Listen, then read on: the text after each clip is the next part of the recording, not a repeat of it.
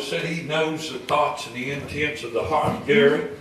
And he thought that folks, I believe, surely I've thought several times that he thought that folks would be more appreciative. He would be, the people would be thankful.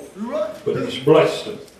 We live in a time, as you said, the Bible teaches us, Gary, that we've robbed God. That we've robbed him with our tithes and offerings and with all these things. And a lot of folks think, you know, he said, you saw me athirst and you gave me not to drink. I was hungry and you gave me, you never fed me. And they said, Lord, how in the world? We never. He said, when you've seen my children. And that's the duty that we have. But Gary, we live in a rush time. And a lot of folks don't realize it. Did you ever see a time when time flies by? Seems like last week we were celebrating the first day of the year. First day of 2000. Turn over to Isaiah chapter 1 if you would. We were celebrating a brand new year. And man, it's hard to believe it's almost August already. And where has time gone? I've said so many times, I know this will be a shock to some of you, but I'll soon be 53 years old, Gary, here in a little over a month. I know I still look like I'm about 17 years old, and me and Jenna's brothers and sisters. But Gary, listen, just be honest. I can account probably for about 20 years of my life. Is everybody else the same?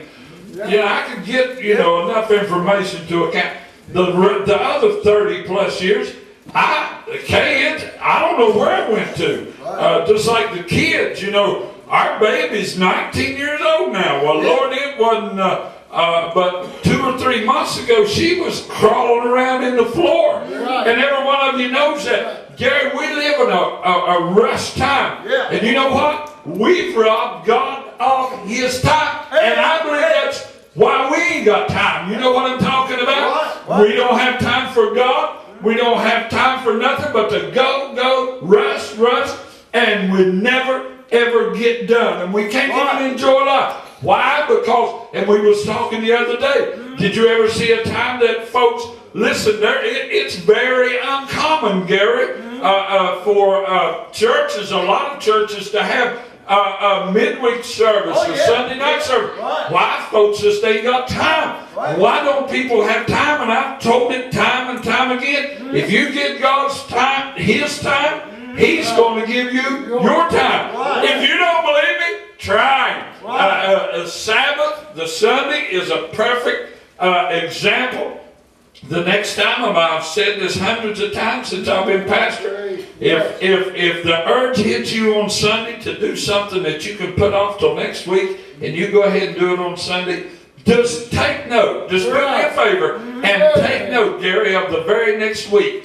You don't get nothing accomplished. You don't get nothing done. Why? Because you didn't give God his time, and he's not going to take the time, Gary. And boy, if we'll deny ourselves and give God his time, Gary, it'll amaze us sometimes the things that we can get done in 15 minutes. Why? Because we reverenced his time. I've never had, ain't going to. God help. I believe God knows our need. I've been here going on 12 years as pastor. Ain't got up here and begged for, or was it, I come here in 08. February, I don't know, 12, 13 years. It'll either be 12 or either be 13. But anyway, Gary ain't never got up here and begged for money. Don't have to, because my father's rich. But you know what? I proved that too. How many's proved that? Give God his money and your money is stretched. You don't give God his money, your money don't go very fast. Lord, you'll be surprised at stuff you... Preacher, I ain't got but $1. But give God his part of it. And he'll make sure that you get stretched. Man, you talk about finding bargains, he'll bless. We need to know who we are, church. It's important. It's important. I've told the story, my youngest sister. She's, I don't know, she's getting close to 50 now, I guess, 45. But she was little, she was answered the phone one day, everybody's running to get the phone back then, you know. That's something to get the cell phone. Pick it up and see who's on the party line. Talk about having a party. I didn't know for a long time. Man, you found out all kinds of stuff. I'm sorry, I just picked up to see if the phone was busy or not. But anyway, the phone rang Gary, and she picked up the phone, and somebody on the other end said, "Who is this?" And she went, And the first thing she could think of was Sam. She said, "Sam." Couldn't think of her real name, Diana, so we hung that name on her. And finally, a few years ago, she went to the courthouse and had her name legally changed to Sam. But anyway, Gary, a lot of folks don't really know who they are. And if there ever was a time and an hour that we need to know who we are, it's a day, an hour that we're living in. A lot of folks don't know where they're going. Well, you stop somebody down here on the road, it'll surprise you. You stop somebody, Todd, down here on this little road out here, and it'd probably really blow your mind if you go out on the interstate. And we drove by people like that, had that far away look in their eyes. We'd flag them down, Zach, and say, "Where are you going?" Pretty scary, you know, if their car's from Mexico and here they are in West Virginia. You stop them and they say, "Where are you going?" And they say, "I don't know, just driving around." You say, "Buddy, you're in trouble. You're a long way from home." That's the same way people are spiritually. They don't know where they're going, Gary. They're running around in a daze, and it don't feel too good. But boy, there's people running up and down the road, Gary, and don't know who they are. But I'll tell you what, God give the animals. He give the beasts of the field, Gary, distinction. They know who their leader is, and they know who's guiding them and taking care of them. I want you to read this morning with me, if you would, Isaiah chapter 1. Verse 1 said, the Bible said that Isaiah had a vision. Said the vision of Isaiah, the son of Amos, which he saw concerning Judah, Jerusalem in the days of Uzziah, Jotham, Ahaz, Hezekiah, kings of Judah. He said, "Hear, O heavens, and give ear, O earth, for the Lord hath spoken. I have nourished and brought up children. They have rebelled against me." Boy, we're so smart, Gary. We're so wise, and we know it all. How many of you, your children, is just mirror images of us? We got to be about 16. Rick, I know probably every one of you got 3 boys, ain't you? Ain't got no girls? You've missed out. But anyway, how many of you kids grew up and boy, it made you mad, and you looked at them and you said, "Boy, I acted the same way." They got up about 14, 15, 16 years old. Some reacts different. They know it all. Mom and Dad's the dumbest thing that they ever saw.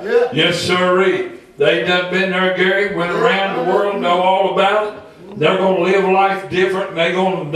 We've all been there and done that, Gary. And we think that we got it under control. But verse 3 said, "Listen, the ox knoweth his owner." How many of you listen? It don't take a whole lot. If you've been around farm animals, I stayed just as far away from them as I could growing up. My brother loved them, Gary.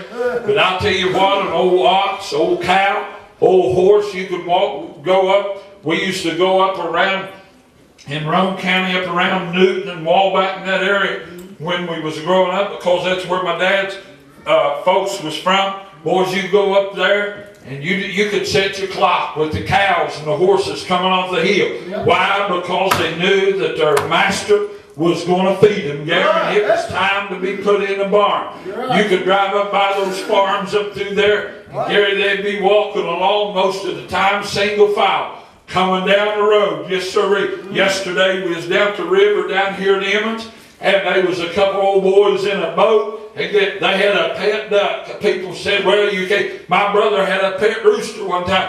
Gary, that ducks followed that boat down through the river, did the gentleman we was watching. They got out, tied the boat up over on the shore, got out walking around. Guess what, Gary? The pet duck got out. Why? Because that's what touched me. He knew his master. And we got folks that don't know the master. And if there ever was a time, get back to the point that I want to get across. The Bible said that the ox knoweth his owner. Boy, that's the truth, ain't it? Yes, sir.